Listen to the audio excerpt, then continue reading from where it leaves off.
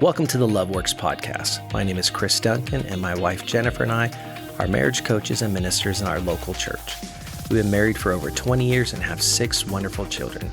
Over the years, we've experienced infertility, miscarriages, become parents, had career changes, fostered children, and adopted triplets, which among many other life experiences have helped to shape us, our marriage, and our family. We hope to share some of the things we've learned to help others with their journey to have a successful marriage and a strong family, while keeping a focus on our faith as a guide. Thanks for listening, and as always, remember, love works, so let's get to work. Welcome back to LoveWorks Podcast. We are continuing our series, When I Do Becomes I Did, and this episode is I Do After Financial Struggles. So today we're talking about something that affects almost every marriage at some point, and that's finances. Not just a lack of money, but the stress, the tension, the arguments, and the sleepless nights that come along with that. Because the truth is, money issues don't just hit your bank account. They hit your communication, your trust, and your peace.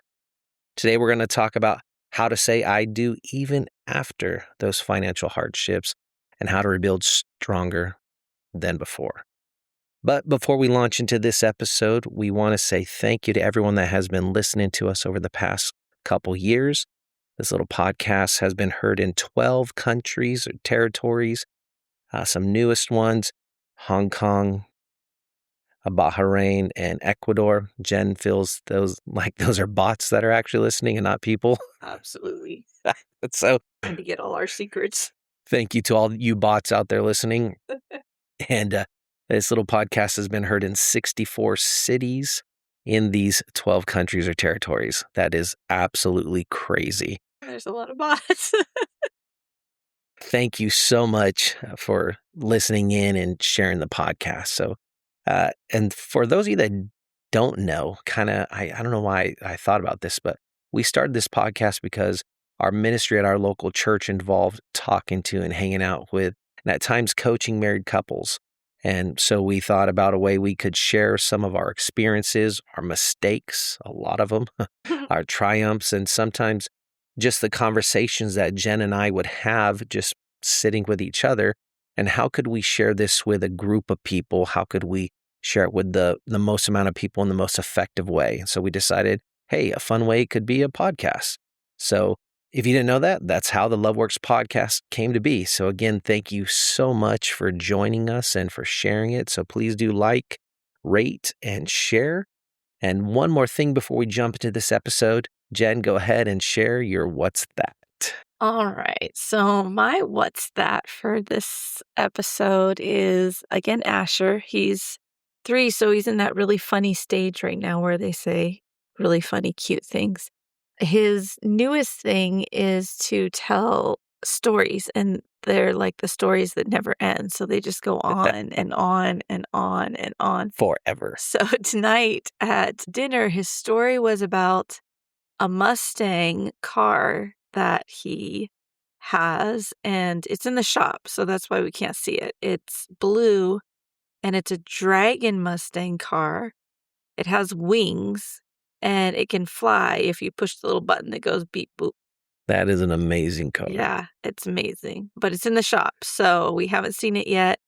I will post pictures on Facebook and Instagram as soon as we get it out of the shop. So that way you guys could see what the Dragon Mustang car looks like. I cannot wait to see that car. It's going to be amazing. I'm going to use Asher too, and I promise our next episode we'll use one of the other kids because they say stuff. Rowie has said some really funny things lately, but they've been kind of harsh. So a little dark. I don't want you to think that we're terrible parents. You know, we're doing a parent and family podcast. So, but today Asher was in my office, and in our welcome bag for our church, we were taking a look at it, and I actually had one in my office. And it had fallen over, and inside it was a few Hershey Kisses candies. And I didn't realize it, and they'd fallen on the ground, and Asher walks in my office like, oh, there's chocolate on the ground. And he got super excited, and before I could do anything, he had already unwrapped it and tossed the chocolate in his mouth, and he was so excited. Yeah, he is a chocolate fiend. Yes, I think he loves chocolate more than life. he is huge on chocolate. So some of you listening are probably saying, me too, Asher. I'd be grabbing that and eating it right away as well. So, all right. Well, back to the podcast. So I do after financial struggles. The reality of the financial stress, we'll start with that. Let's just be honest. Finances are one of the leading causes of tension in marriage. Studies show money issues are a top reason couples argue. Over 70% of couples argue about money, and nearly 1 in 5 couples identify financial issues as their primary relationship challenge. Further studies show financial disagreements are a top predictor of divorce, citing roughly between 37% of divorced individuals spoken to said that it was the finances that was the deciding factor for them. And around 40% of millennial couples argue about money at least once a week, and over half of Gen X couples cite financial disagreements as a cause of separation.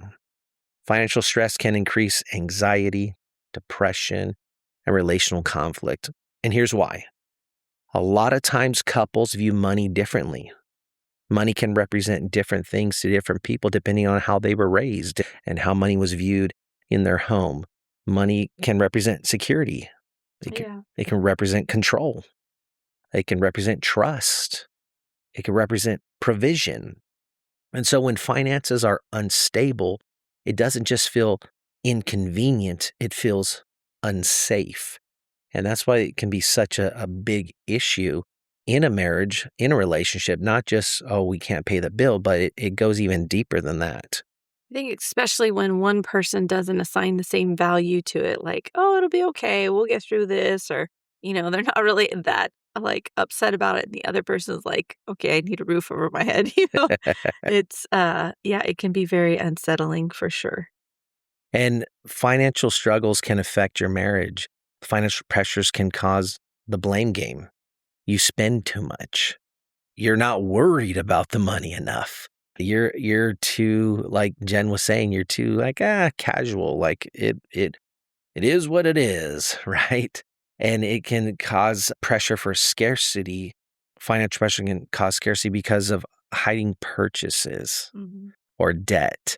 Roughly 21% of married Americans have never discussed debt with their spouse. And 27% waited until after the marriage to do so. That seems really crazy to me, especially because it's such a big indicator of the health of a marriage. Totally. Like that we're not discussing this. Like this should be top priority. So if any of you are not married yet and you haven't discussed this with the person that you're choosing to marry, this is something you really need to sit down and have a conversation about before you get to that point. 100%. And if you don't already have somebody selected, if your church doesn't already offer it for premarital counseling, I would select somebody that's SYMBIS certified, because in the SYMBIS assessment, the SYMBIS stands for Save Your Marriage Before It Starts. And in that assessment, it assesses finances. And in the meetings that we have with couples in our premarital coaching, we talk about finances. We talk about the value that they put on it, if they're a saver, if they're a spender, all these things. If they have debt, what type of debt they have, how they view debt, everything. So you don't get into that marriage and find out you guys are broke for the rest of your life. Yeah. Probably not a great thing. So financial pressure can cause power struggles and fear about the future. And many times couples aren't actually fighting about money. They're fighting about what the money represents. Again, Jen was safety. Are we going to have a roof over our head? Are we going to be able to, feed our children, yeah. Drive to work, drive to church? So many things start coming into our minds with that. And one feels like we're not going to make it. And the other feels, I'm doing everything I can. And now you're not on the same team. You're on opposite sides. And so that's why really talking about it, getting into it is going to make a huge, huge difference. Don't be, if like Jen said, if you're not already married, don't be like those 21% that don't talk about it, or the 27% that waits until after. Have the conversations now. And Jen's actually going to give us some practical steps for this. So we've kind of identified like 7 areas, 7 steps to help you to recover. I don't believe that financial struggle has to be a lifelong sentence, Correct. but it does require us to do some things to move ourselves from that place of insecurity, of fear, of scarcity into something that we can manage better. So the first, get honest about where you are. We all know people who inflate their salaries when they're talking to people. They diminish how bad things can be. And I get it, right? We don't want everyone to think like, oh my gosh, these people are losers, but we all go through things at some point in our lives. Sometimes it's our own fault, and sometimes it's not. Sometimes life just lives. Yes. So get honest with your spouse, especially about where you are in your finances. Don't avoid the numbers. Sit down, list all income, list all expenses, and list all the debt so you can see it. Sometimes we need to visualize it to see, okay, how can we get out of it? Because if not, we're just going to keep digging ourselves deeper and deeper. Yeah. You can't fix it if you don't face it. That's so true. And putting it off, hiding from it, it's not going to get better. It just grows. Yeah. Finances need shared control. So one spouse may have the strength to manage the daily math. Both spouses must share the decision-making power, though. So even if one person isn't, like in our marriage, I've always been in charge of the finances, but we've always made our decisions about purchases, anything that came up, we've made those together. Dominance in finances creates resentment, especially, in cases where the numbers aren't shared, because sometimes everything could be fine, but the other spouse, if they don't know the numbers, is constantly in fear that it's not fine because they just don't know. Because of the unknown. And again, going back to how they came to marriage, maybe growing up as a kid, money was extremely scarce. And so they always have that fear. And if you're not sharing with your spouse what you have and what is going on, they don't know. And they're a lot of times, human nature, we assume the worst. Yes. So don't just be like, oh, I've got it, I'll take care of it. Make sure that we're in this together. This is something that we have to do together. Shared control builds lasting goodwill and builds trust in our relationship. We know that we can trust each other when everything's out in the open. When we're doing our premarital counseling and stuff, we always coach our couples that there isn't like a his money and a hers money, right? Once we get married, it's ours. It all goes in the same pot. I don't bring in an income. All my jobs have been volunteer for the last several years. But Chris never makes me feel like, oh, it's his income because he's the one making the money. It's our money. It's our family's money. It's our family. We spend it together. Genesis 2:24 says that two shall become one. Anything you withhold from your spouse creates a barrier, creates that friction between the two of you. And that's a huge statement right there. Anything you withhold from your spouse creates a barrier. Now, we talk about that in later episodes, and we have talked about in earlier episodes. A lot of times we think about that, we're hiding a secret, sin or something like that. But not sharing the finances is creating a barrier. So don't withhold. Make sure that you're sharing that. Absolutely. The second step we can talk about is create a simple, unified budget. Like, what does that mean? Not a your budget versus my budget. It's our budget. We both sit down and say, okay, these are the things that are needs. Mm-hmm. These are the things that are important to me. These are the things that we have to do. And we prioritize how that looks for our family. So sometimes one spouse will have something that's more important than the other, like, kids need new shoes. Dad might be, put cardboard in them. No, not really. But let's make sure that we're kind of getting on the same page. Yes. Don't belittle that person for a need that they feel they really need. Make sure you compromise, work it out. But obviously, tithe and offering, housing, food, utilities, obviously, those are going to be at the top of your list. and then go down from there. Assign every dollar a purpose. So your budget, if you have some left over, it's going into savings. It has to have a place to go. So make sure every dollar has a place to go. This creates clarity and it reduces anxiety because you can see it in black and white. You know exactly where everything's going. There's no surprises. No one's, going out and, spending this on frivolously or anything. You know what's going in and out. And if you do have frivolous expenses, budget them. Yeah. That's completely fine. It's your money. And if you have the money to do it, do it. Exactly. You only have one life. But you're appointing that money to that after you've already gone through the budget, the big things, we'll call the big stones to the little ones. The frivolous things, assign that money though. Yeah, absolutely. The third thing we can do is schedule weekly or monthly money conversations. Don't talk about money when you're mad though, because that's not talking about money. That's arguing about money. We're not arguing about it. But set aside about 15 to 20 minutes weekly or monthly, depending on whatever's best for your family. But just talk about your money. What are our goals? Yeah. How are we doing as sticking to our budget? Do we need to kind of adjust things? What do we have this month that we didn't have last month? Absolutely. Is there a new need on the horizon next month? So this month we need to be a little bit more frugal than we normally would have been. Absolutely. If you're sending 5 kids to summer camp like we are. Please don't talk about that. Make sure That's be a mad conversation. Make sure you're putting that into the budget for this month. Review your spending.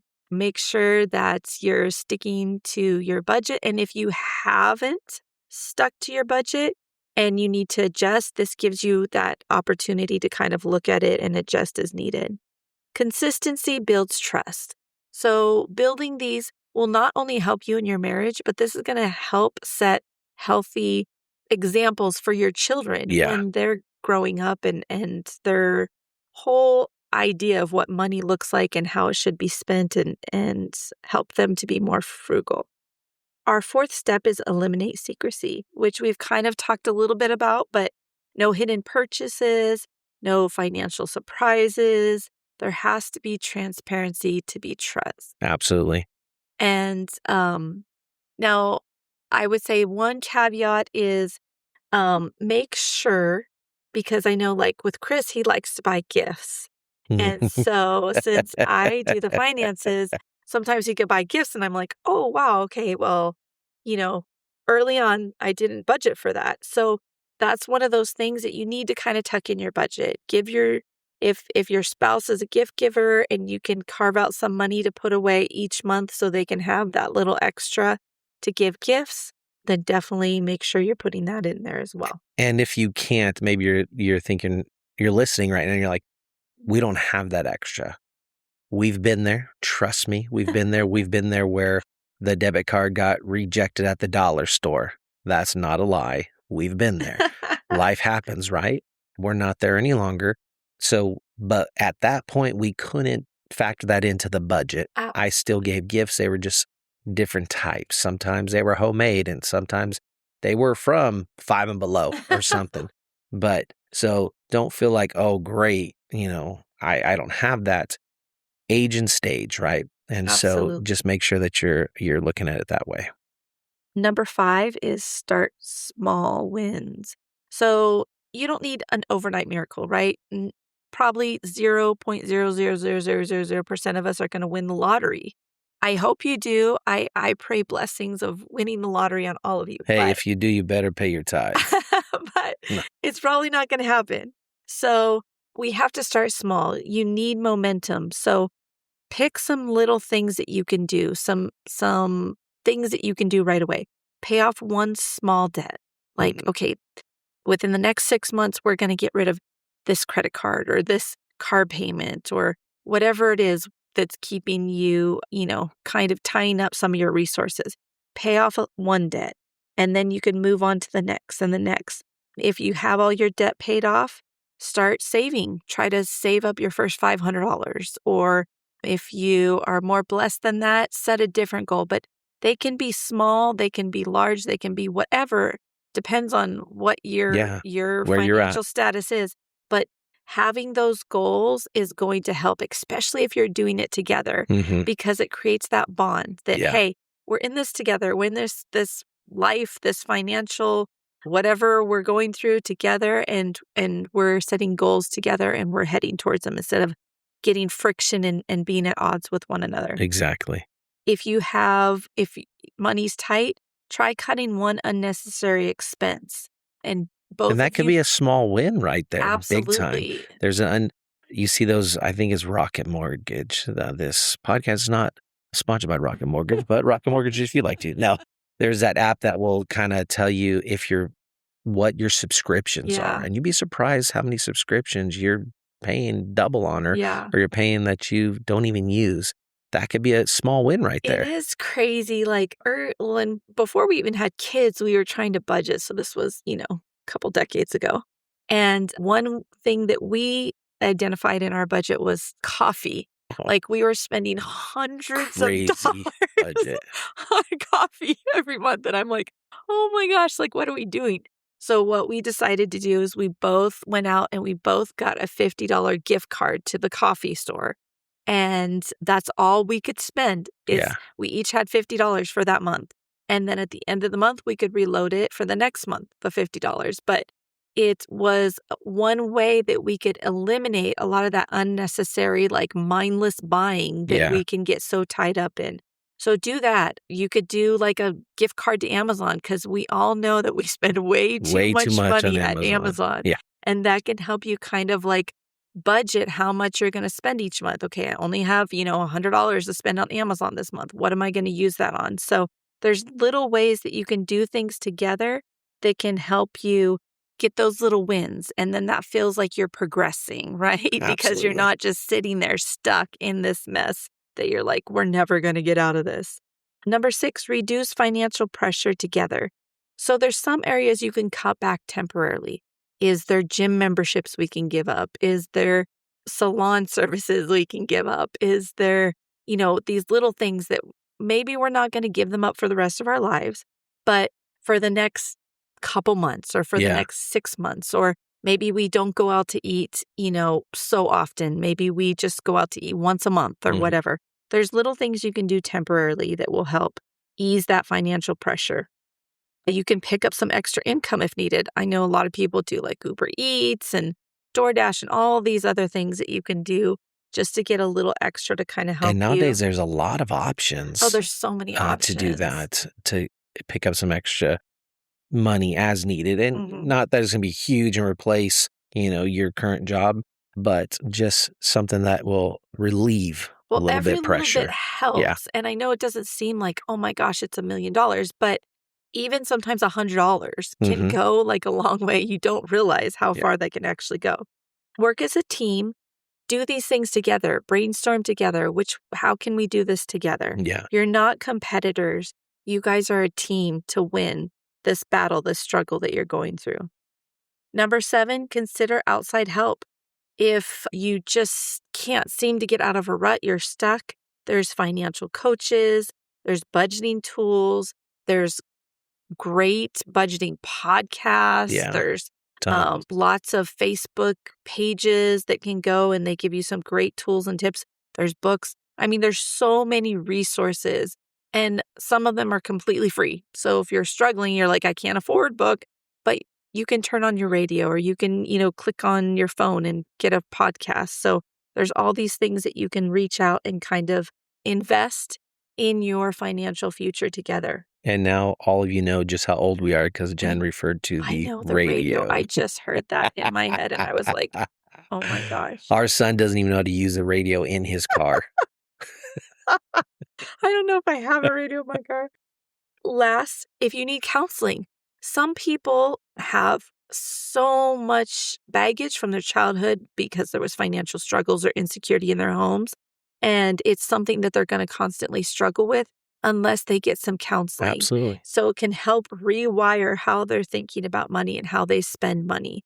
So if you need to do that, please reach out and do that. It's going to make it so much better for you, your spouse, for your whole family.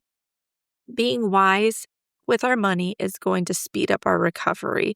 And these are just some small steps that we can do that are going to make a huge impact and really help us move from that contentious, like, financial struggle to a financial working together as a team to get out of this situation. And So, lead to financial freedom. absolutely. So you might be listening right now and you're thinking, well, the trust has already been damaged. There's already been hiding. There's already been purchases that shouldn't have happened, and without counseling one another and various other things. Money may have damaged trust, but it does not have to destroy your marriage. You can rebuild trust. And I'm going to give some simple examples on how we can do that. Total transparency and disclosure. Jen talked about that already, but there has to be total transparency and disclosure.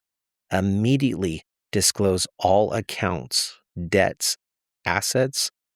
Make all financial information visible, including sharing passwords to accounts and apps. That sounds silly. Jen knows all my passwords, and has access to all the accounts, all the apps. I say all the accounts like we're rich. We're not. The one count. But total transparency. If you're not being fully transparent and disclosing everything, you cannot recover trust. You will not. Create shared accountability. Set up a joint account for shared expenses. Use budgeting apps to track spending. Require joint approval for purchases above a certain amount. Jen already talked about this, but when we're coaching in our premarital coaching, we always tell people it's your money together. It's not one or the others. And so having a shared account, and a big thing is we, especially younger people getting married when we're coaching them, we talk about approval of certain amount, like set a dollar amount. If you're going to spend over $100, you both agree that, hey, you're going to counsel your spouse on that. I call Jen if I'm out. I'm like, hey, I'm going to go to Starbucks. Do you want Starbucks? And is that cool? Like, I know we have the money and all that, but I want her to know there's no surprise. So create shared accountability. Regular financial check-ins. Jen already said this, but do it. That sounds silly. Like, why do I have to do?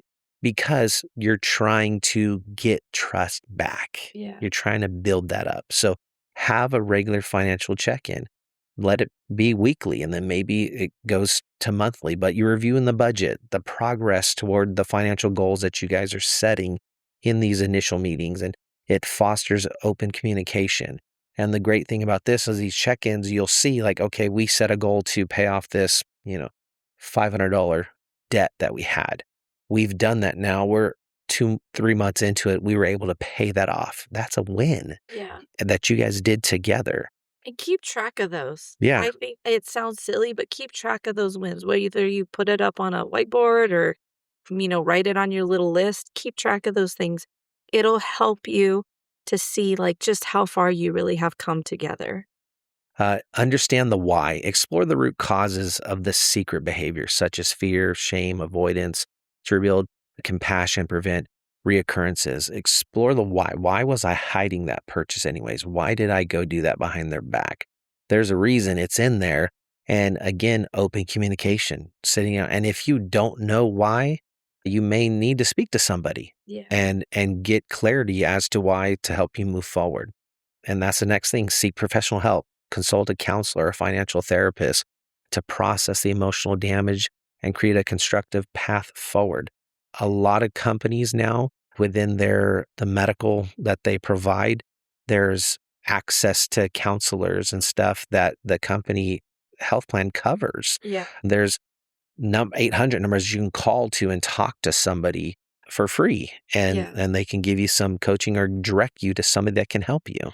And if you don't know the why, or you just don't know how to deal with the why, like you don't know how to change the why, you have to get professional counseling, because it won't matter how much you make or how big your finances grow. You will always have this issue. Absolutely. No matter how rich you are, you'll always be stuck in financial struggle. So please seek help, even if it's like, oh, well, I'm not really sure why I did this. and, it'll be better when I get a better job, or it'll be Yeah. better when, we're both out of college. It's not going to get better. If Mhm. you have these things that are causing you to hide things, that are causing you to hide purchases and stuff, you've got to get help. It's good. Demonstrate consistent action. Rebuild trust through consistent, reliable behavior over time rather than just words. Not just words, actions. You show it. And by having the weekly, monthly meetings, by taking care of things, by being open, being accountable, those actions are going to speak so much louder than even the words, and that's going to help to rebuild the trust. Trust isn't rebuilt in big moments. It's rebuilt in small, consistent actions. That's how we're going to rebuild the trust. Here's what I want you to remember. Financial struggle can and is a season. It's not a sentence. You can recover. You can rebuild. You can come out stronger, but it requires some work. It requires some honesty, unity, discipline, and faith. Don't let money divide what God has joined together. So I have some homework for you. This week, if you're in that situation, you are struggling with finances, or you know what, you just need to level set. This week, I want you to sit down with your spouse and have an honest financial conversation and take one step towards alignment. Sit down, have the conversation, and take one step towards alignment with each other in your finances. Well, that's all the time that we have tonight. So like we've started on episode 1, we're going to continue again. We're going to close out in prayer. Dear Lord, we thank you for this opportunity, Lord, to speak with everybody tonight. Lord, I pray something that we've said will help them, will encourage them. Lord, I pray over their finances right now, over these marriages right now, those that are looking to get married, those that are married. Lord, I pray your blessings upon them. Lord, we thank you and we praise you. In Jesus' precious name we pray. Amen.